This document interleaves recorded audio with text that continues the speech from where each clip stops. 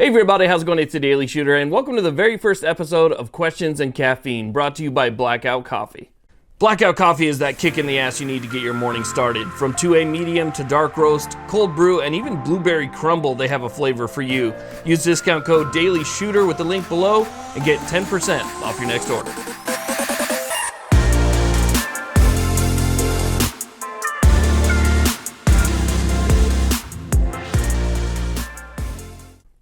Now, Questions and Caffeine is a new series that came about because of all the questions that I get in my email. I figured why not answer them in video format for all those other people out there who have the same question. Now, if you guys want your question featured on this show, all you have to do is go over to my website, thedailyshooter.com, go down to the contact form and ask your question. Let me know that it's for Questions and Caffeine. That way I know whether or not to keep it private or if it's something that I can post on video. Also, I know I'm probably not going to be able to get to all of the questions, but I will do my best to get as many down there as possible in front of the camera. So why don't we go ahead and get started with today's episode, which is talking about scopes and adjusting that windage and elevation. Now, I've gotten this question a lot over the last 7 years, and that's why I'm leading out the first episode with this one, because there's a lot of people who are new to the game out there. They got their first rifle, they got their first scope, and they're trying to figure things out. And sometimes it can be a little bit confusing. They try and keep it private, so they'll email me, not wanting to be embarrassed, and ask their friends who've been shooting for a long time. But the big question that people have, typically when they ask, is when they dial their windage and elevation up, down, left, right, does that mean that the reticle goes up or down or left and right, or does that mean your impact goes up, down, left, or right? That's the number one question that I get in terms of how does windage and elevation work. So I want to answer that for you. How does the reticle work? What happens with your impact when you dial up or down? And what happens with the reticle? Now, I totally understand how that can be a little bit confusing, so let's go ahead and break it down in as simple of terms as possible. If you look at your turret, and this applies to either a red dot or a magnified optic, if you look at your turret, there's typically an indicator to let you know direction. Now, it'll have a U or a D to signify up or down, or L or R, left or right, or it'll just say up, or it'll have an arrow. So you can look at that and see, I'm going up and I'm going down. But what does that mean? Does that mean you're moving the reticle up and down, or does it mean you're moving your impact up and down? It means you're moving your impact up or down. For instance, if I am shooting 2 inches above the center of my target and I want to bring it down, I'm going to look for the direction on my turret that shows me that I'm moving down, and I want to move it down 2 inches. That will move my impact down 2 inches. If I want to move the impact up, I simply dial it up. Now, if my shot is shooting a little bit left and I want to bring it to the right, then I'm going to dial to the right, and that is going to bring my impact to the right. So in terms of where you're moving your turrets, and again, this is red dots or magnified optics, in terms of where you want to move that impact, you want to follow the dial. So again, if it says up and you're shooting down, you're shooting a little bit too low, move it in the up direction, and that will bring your impact up. Now, the exact opposite is happening in the reticle, but you don't need to worry about that, and that's, I think, why some people get a little bit confused.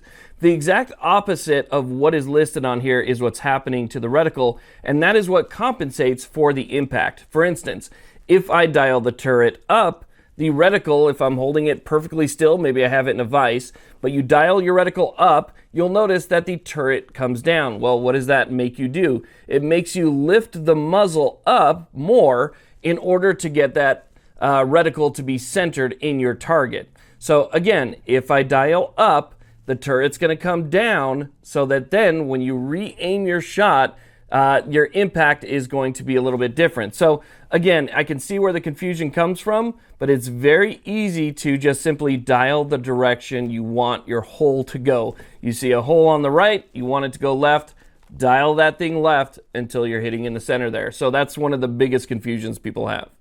Now, I'm sure there's some people out there that might disagree with me on the next thing, but this is how I feel, especially for new shooters.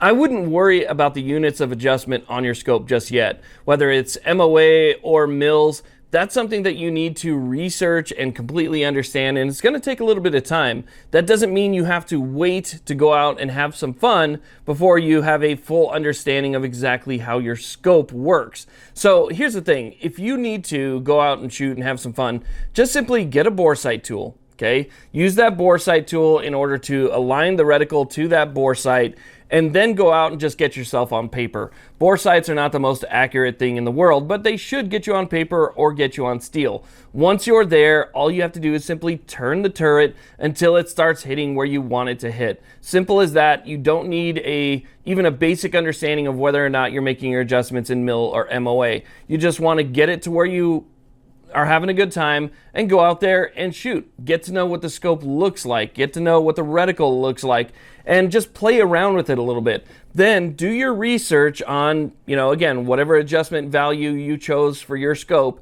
Really dive into it. Watch some YouTube videos, read the manual, get a basic understanding of exactly how the adjustments are made and how much movement you're going to get per click. If it's 0.1 mils, or if you're making a 1/4 MOA adjustment, how is that going to affect your shot at 100 yards, or even within 100 or past 100 yards? Getting a basic understanding of that is going to take you a little bit of time. It's not that difficult, but it does take some time, and you don't need to wait till you have a grasp of that before you go out and you have some fun shooting.